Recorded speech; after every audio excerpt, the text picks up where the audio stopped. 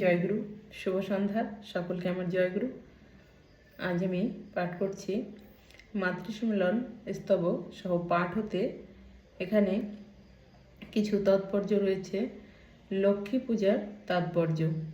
লক্ষ্মী পূজা করা তখনই সার্থক হয় যদি সেই মায়েরা লক্ষ্মীর চলনে চলে। লক্ষ্মী যে চলা বলা আচরণে লক্ষ্মী আখ্যা বা পূজার অধিকারিণী হয়েছিলেন, প্রতিটি সংসারে মায়েদের তেমনতরই হয়ে ওঠা চাই। লক্ষ্মী পূজা, কালী পূজা যতই তোমরা করো না, নীলক্ষী না হলে মা কিছুই তোমার হলো না। চলনহারা চরণ পূজা, সন্ধ্যা পূজা তাই জানিস, আদর্শতে অটুট চলন বর্ধনাতা তাই মানিস। মা কোথা থেকে আসিতেছে? মাপ থেকে। এখানে মায়ের কথা বলেছেন পরমপিতা, যে মা কথা কোথা থেকে আসিতেছে? মাপ থেকে। একমাত্র মাপ কিন্তু মাই করিতে পারে। মায়ের মতো আর কেউই কিন্তু কোনো ক্ষমা, মাপ কিছুই কিন্তু ভালোবাসা অন্য কেউ সেই জিনিসটা কখনো করতে পারে না। ভালোই হোক মন্দই হোক যাই হোক, মায়ের কাছে কিন্তু সমস্ত কিছুর মাপ পাওয়া যায়। সে জানে এ আমার সন্তান। তো পরমপিতা মা শিশুর জীবনকে পরিমাপিত করে দেয় যে সে কেমন হবে। যদি কোনো মা দেবতা জ্ঞানে স্বামীর সেবা ও শ্রদ্ধা ভক্তি স্নেহ প্রেম প্রীতি ভালোবাসায় তার বাক্য ব্যবহার আচার আচরণের দ্বারা স্বামীর মনকে তুষ্ট পুষ্ট ও আনন্দিত করে, সেই মিলনের সন্ধিক্ষণে দেব শিশু বা সুসন্তানের জননী হবে। এখানে পরমপিতা কিন্তু মায়ের গর্ভে যখনই সন্তানের সৃষ্টি হয়, তখন থেকেই কিন্তু পরমপিতা তার সন্তানকে মায়ের গর্ভে মাপিত করে একটু একটু একটু একটু করে কিন্তু বড় করে তোলেন, যে সে কেমন হবে। সে তার হওয়াই কিন্তু তার মায়ের থেকেই পাওয়া। সে মা কেমন চলছে, কেমন বলছে, কেমন করছে, কেমন তার স্বভাব আচার আচরণ ব্যবহার সমস্ত কিছু নিয়েই কিন্তু সন্তান তাকে গড়ে তুলছে। একটু একটু বিন্দু বিন্দু করে কিন্তু তার শরীরটা গড়ে তুলছে। তো মায়ের আচার আচরণের থেকেই কিন্তু সন্তানের সমস্ত কিছু গড়ে ওঠে।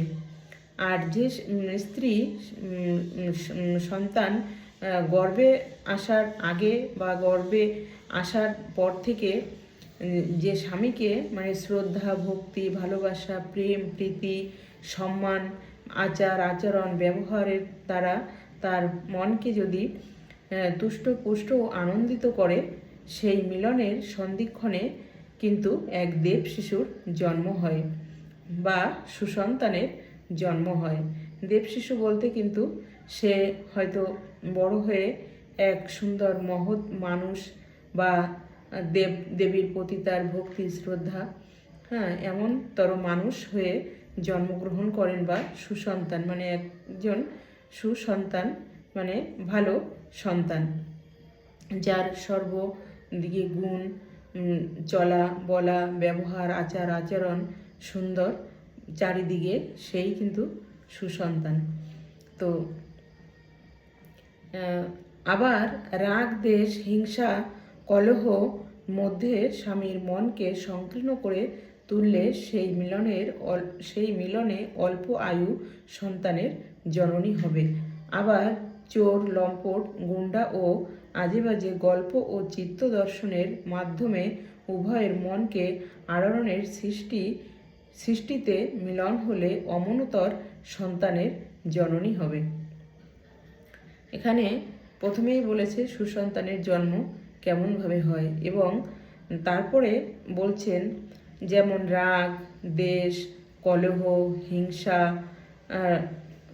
অশান্তি মনোবেদ এসবের মধ্য থেকে সংকীর্ণ করে তুলে, যে যখনই সেই সময় যে মিলনের সন্তানের সৃষ্টি হয়, জন্ম হয়, সে মানে যে সন্তান আসে সেই সন্তানের কিন্তু অল্প আয়ু হয় এবং মাও কিন্তু সেই অল্প আয়ু সন্তানের জননী হয়। আবার কোনো চোর, লম্পট, গুন্ডা ও আজে বাজে গল্প, চিত্র দর্শনের মধ্যে উভয়ের মনকে আলোড়ন সৃষ্টির মিলন হলে কিন্তু অমনতর সন্তানের জন্ম হয়। যেমন আমরা কখনো গল্প করছি চোর, হ্যাঁ, চোরের কি স্বভাব, লম্পট যারা মানে গুন্ডামি করে বেড়ায়, আজে বাজে ঘুরে বেড়ায়, এখানে ওখানে আড্ডা মারে, তাদের কোনো কাজ নেই, কিছু নেই, হ্যাঁ, তাদের এইগুলোই করা তাদের স্বভাব। খেলো দেলো, ঘুরে বেড়ালো, কোনো চিন্তা নেই, ভাবনা নেই, হ্যাঁ, চোর, লম্পট, গুন্ডা, তো আমরা যেগুলো আর কি বলি। তো আজে বাজে গল্প ও চিত্র দর্শন, মানে আমরা যে চিত্র দর্শন বলতে আমরা যে মানে চিত্র জগতের যে আমরা যাকে মানে ছবি বলি বা এখন যেটা মানে ভাষায় আর কি হিন্দি বাংলা ভাষা সকলেই বলে ফিল্ম, যেটা আমরা টিভি বা সিনেমা পর্দার মধ্যে আমরা যেগুলো দেখি, তো সেইটাই চিত্র দর্শনের মধ্যে উভয় মনকে আলোড়নের সৃষ্টির মিলন হলে এমনতর সন্তানের জননী হবে। যে জিনিসগুলো আমরা দেখব, ভাববো, হ্যাঁ, সেটা মানে কল্পনা করব, কিন্তু তেমন ধরনেরই কিন্তু আমাদের সন্তানের জন্ম হবে। তো এখানে সুন্দর করে কিন্তু ঠাকুর একটা কথা বলে কিন্তু বুঝিয়ে দিয়েছেন। আর এমন সব কথা যদি আমরা শুনি, বুঝি বা তেমন চলা বলার মধ্যে থেকে আমরা যদি চলি, তাহলে কিন্তু আমাদের কখনোই কোনো রকম খারাপ কিছুই কখনো হতে পারে না। তো সন্তানের এমনতর সন্তানের জননী হবে। যেভাবে স্বামীকে স্ত্রী করিবে উদ্দীপ্ত, তেমনি তার সন্তান হবে সজীবিত। যেভাবে আমরা আমাদের এই সংসার জীবনে স্বামীকে সুন্দর করে উদ্দীপ্ত করে তুলতে পারবো, মানে তার মনটাকে সুন্দর করে গড়ে তুলতে পারবো বা তাকেও সমস্ত দিক থেকে সুন্দর করে গড়ে তুলতে পারবো। সমস্ত মানুষের কিন্তু সমস্ত গুণ বা সমস্ত বোধ, বুদ্ধি, বিবেচনা কিন্তু সমস্ত দিকে সর্বগুণ থাকে না। তো যারা আমরা মায়েরা, স্ত্রীরা, আমরা যেমন কথায় আছে আমরা নারী, আমরা সব কিছুই পারি। তো মায়ের জাত, আমরা চেষ্টা করলে অনেক কিছুই করতে পারি। তো যেভাবে স্বামীকে স্ত্রী করবে উদ্দীপ্ত, তেমনই তার সন্তান হবে সজীবিত। তো সেই রকমভাবে যদি স্বামীর সঙ্গে আমরা সুন্দর ব্যবহার, আচার আচরণ করে যদি আমরা একটা সন্তানের সৃষ্টি হয়, সেই সন্তান কিন্তু একজন সজীবিত সন্তান হবে। তার সুন্দর চেহারা, সুন্দর বলন, চলন, ব্যবহার, এবং সে কিন্তু অনেক আয়ুর একজন সন্তান হবেন। স্বামীর প্রতি টান যেমনই সন্তানও জীবন পায় তেমনি। তো স্ত্রীর যেমনই মানে সন্তানের প্রতি, স্বামীর প্রতি টান থাকবে, ভালোবাসা থাকবে, সুন্দর ব্যবহার, আচার আচরণ, সুন্দর দুজনের মনের মিলন, তো সেই রকমই কিন্তু এক সুন্দর সন্তানের জীবনও আমরা পেতে পারি।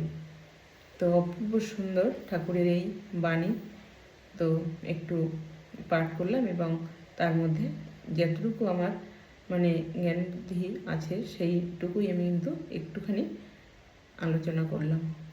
তো জয়গুরু, বন্দে পুরুষোত্তম। সকলে ভালো থাকবেন, সুস্থ থাকবেন। পরম দয়ালের শ্রীরাঙার আতুল চরণে সকলের ইষ্টময় জীবন প্রার্থনা করব।